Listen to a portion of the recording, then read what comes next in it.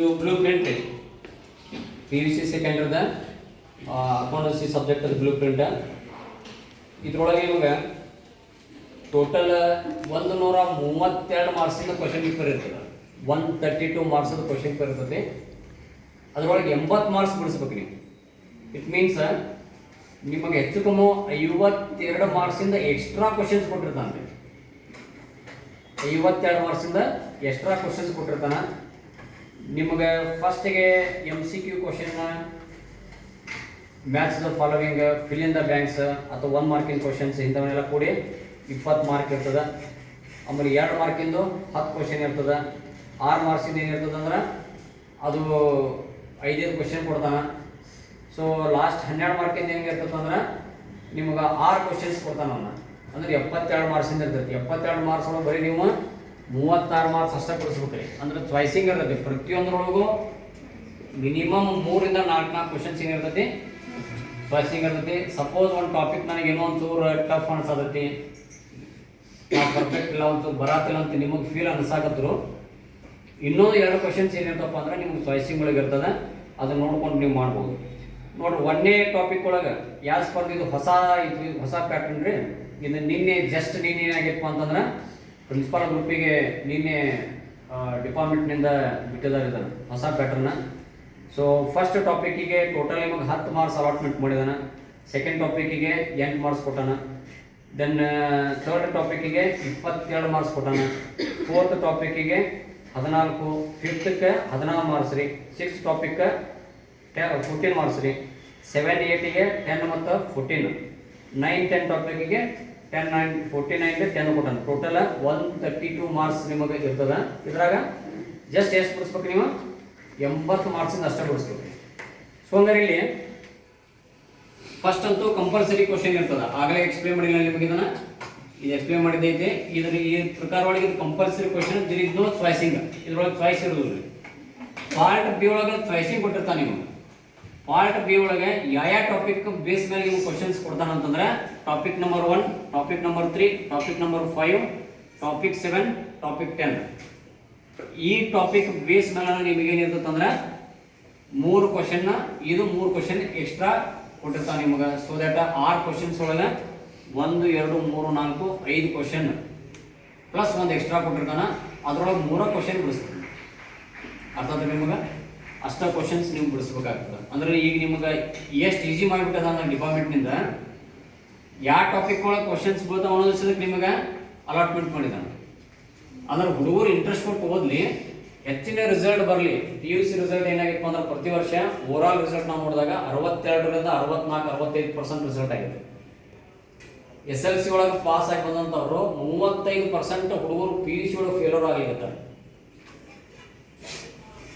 ಅದಕ್ಕೆ ಅಟ್ಲೀಸ್ಟ್ ಒಂದು specific topics ಕೊಟ್ರೆ ಅಷ್ಟಾದರೂ ಅಂಥ ಹುಡುಗರು ಓದುತ್ತಾರಲ್ಲ ಅನ್ನುವಂಥ ಒಂದು ಭಾವನೆ ವಿದ್ಯಾರ್ಥಿಗಳು ಫೇಲ್ ಆಗಬಾರ್ದು.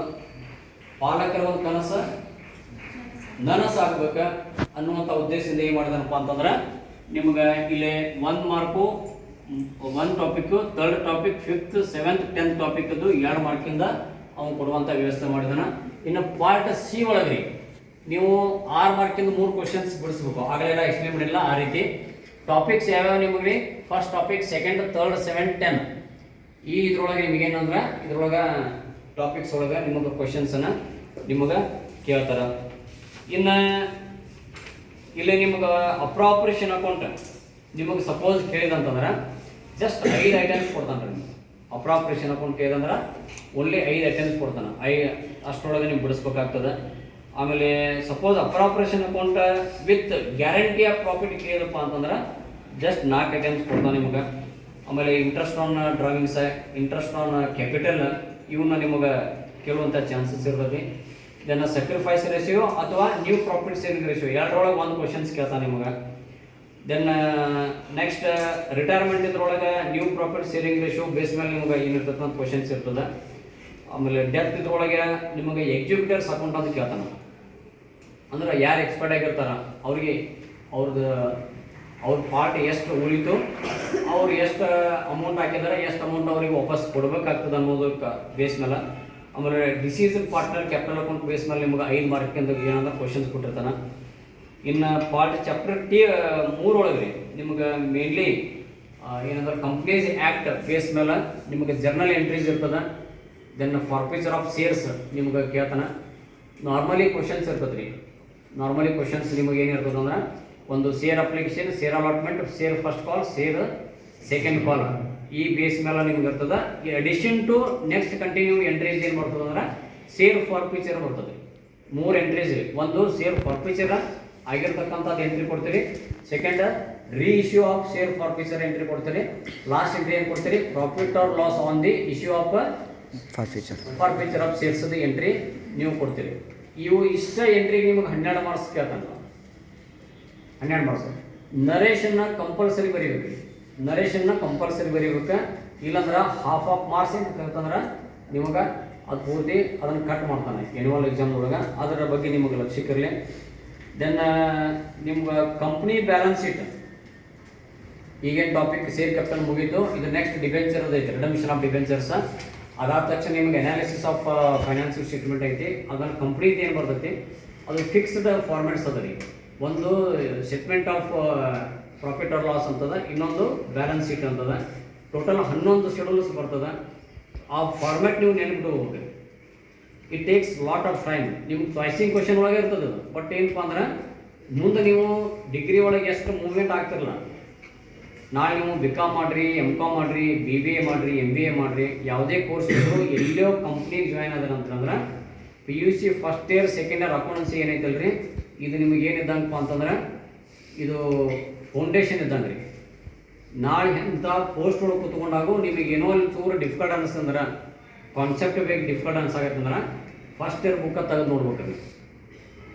ಅಷ್ಟು ಇಂಪಾರ್ಟೆಂಟ್ ಇರ್ತದೆ. ಸೊ ಅದಕ್ಕೆ ಫಸ್ಟ್ ಇಯರ್ ಸೆಕೆಂಡ್ ಇಯರ್ ಭಾಳ ಇಂಪಾರ್ಟೆನ್ಸ್ ಕೊಡ್ರಿ. ಇನ್ನು 12 ಮಾರ್ಕ್ಸ್ ಕ್ವಶನ್ಸ್ ಒಳಗೆ ನೋಡ್ರಿ, ನಿಮ್ಗೆ ಟಾಪಿಕ್ ವೈಸ್ ಏನು ಮಾಡಿದಾನಪ್ಪ ಅಂತಂದ್ರೆ ಡಿವೈಡ್ ಮಾಡ್ಕೊತ ಹೋಗಿದ್ದಾನೆ ನಾವು number of questions. Almost all ಎಲ್ಲ ಟಾಪಿಕ್ ಒಳಗೆ ಒಂದೊಂದು ಕ್ವಶನ್ಸ್ ನಿಮ್ಗೆ ಮೂಮೆಂಟ್ ಮಾಡಿದಾನೆ ಅದ್ರೊಳಗೆ. ಸೊ ಎಲ್ಲೆಲ್ಲಿ ವರ್ಕಿಂಗ್ ನೋಟ್ ನೆಸಸರಿ ಇರ್ತದೆ ಅಲ್ಲಿ ಏನು ಮಾಡ್ಬೇಕಾಗ್ತದೆ ಅಂದ್ರೆ ವರ್ಕಿಂಗ್ ನೋಟ್ಸ್ ನೀವು ಕೊಡಬೇಕಾಗ್ತದೆ. ಕೆಳಗೆ ನೋಟ್ಸ್ ಅಂತ ಹಾಕಬೇಕು 1, 2, 3. ಅದ್ರ ರೆಫರೆನ್ಸ್ ಕೊಡಬೇಕಾಗ್ತದೆ.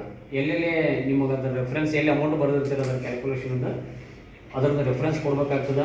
ಸೊ ಇಷ್ಟು ಏನು ಕೊಟ್ಟನಪ್ಪ ಅಂತಂದ್ರೆ ನಿಮಗೆ ಟೋಟಲ್ ನಿಮ್ಮ ಪಾರ್ಟ್ ಒಳಗೆ ರೀ ಯಾವ ರೀತಿ ಕ್ವಶನ್ಸ್ ಕೇಳ್ತಾನೆ ಅನ್ನುವಂಥದ್ದು ನಿಮಗೆ ಇಲ್ಲಿ ಟಾಪಿಕ್ಸ್ ಒಳಗೆ ಕೊಟ್ಟಾನ. ಆಮೇಲೆ ಅಡ್ಮಿಷನ್ ಅಕೌಂಟ್ ಪಾರ್ಟ್ನರ್ ಇದ್ರೊಳಗೆ ನೋಡ್ರಿ ನಿಮಗೆ ರಿವ್ಯಾಲ್ಯೂಯೇಷನ್ ಅಕೌಂಟ್ ಮತ್ತು as for the ES 26 base ಮೇಲೆ ಏನು ಮಾಡ್ಬೇಕಾಗ್ತದೆ, ನೀವು ಸೊಲ್ಯೂಷನ್ ಮಾಡ್ಬೇಕಾಗ್ತದೆ. ಅಕೌಂಟಿಂಗ್ ಸ್ಟ್ಯಾಂಡರ್ಡ್ 26 ಆ ಬೇಸ್ ಮೇಲೆ ಮಾಡ್ಬೇಕಾಗ್ತದೆ. ದೆನ್ ನೀವು 4ನೇ ಟಾಪಿಕ್ ಒಳಗೆ ರಿಟೈರ್ಮೆಂಟ್ ಮಾಡೋ ಮುಂದೆ as for the ES 26 treatment of goodwill ಮಾಡೋ ಮುಂದೆ ಅದನ್ನು ರೆಫರೆನ್ಸ್ ನೀವು ಮಾಡಬೇಕಾಗ್ತದೆ. ಸೊ ಈ ರೀತಿ ಒಳಗೆ ನಿಮಗೆ ಪ್ರತಿಯೊಂದನ್ನು ಏನಂದ್ರೆ ಡಿಟೇಲ್ಸ್ ಆಗಿ ನಿಮಗೆ ಇದು ಹೊಸ ಬ್ಲೂ ಪ್ರಿಂಟನ್ನು ನಿಮಗೆ ಅಲಾಟ್ಮೆಂಟ್ ಮಾಡ್ಯಾನಿದ್ದಾನೆ. ಸೊ ಇದನ್ನು ಗ್ರೂಪಿಗೆ ಹಾಕ್ತಾನೆ. ನಿಮಗೆ 3 ಕ್ವಶನ್ ಪೇಪರ್ ಹಾಕ್ತಾನೆ, ಈ ಬ್ಲೂ ಪ್ರಿಂಟು ಹಾಕ್ತಾನೆ. ಸೊ ನಾವು ಇಷ್ಟೊತ್ತಿನವರೆಗೂ ಇದನ್ನು ಏನು ಡಿಸ್ಕಸ್ ಮಾಡಿದ್ದೀವಿ ಹೊಸ ಪ್ಯಾಟರ್ನ್ದು ಇದನ್ನು ನೋಡ್ಕೊರಿ. ಒಂದ್ಸಲ ಗ್ಲ್ಯಾನ್ಸ್ ನೋಡ್ಕೊರಿ. ಸೊ ಮತ್ತೇನಾರ ನಿಮ್ಗೆ ಡೌಟ್ಸ್ ಇದ್ರೆ ನೀವು ಕೇಳ್ಬೋದು. ಬಟ್ ಲಕ್ಷ್ಯ ಎದಕ್ಕೆ ಇರ್ಬೇಕಂದ್ರೆ in addition to the practicals theory concentration ಕೊಡ್ರಿ. ಸೊ ದಟ್ ನಿಮಗೆ 24ರಿಂದ 26 ಮಾರ್ಕ್ಸ್ ಏನಾಗ್ತದಪ್ಪ ಅಂತಂದ್ರೆ you able to get. Clear ಅಲ್ಲ ರೀ?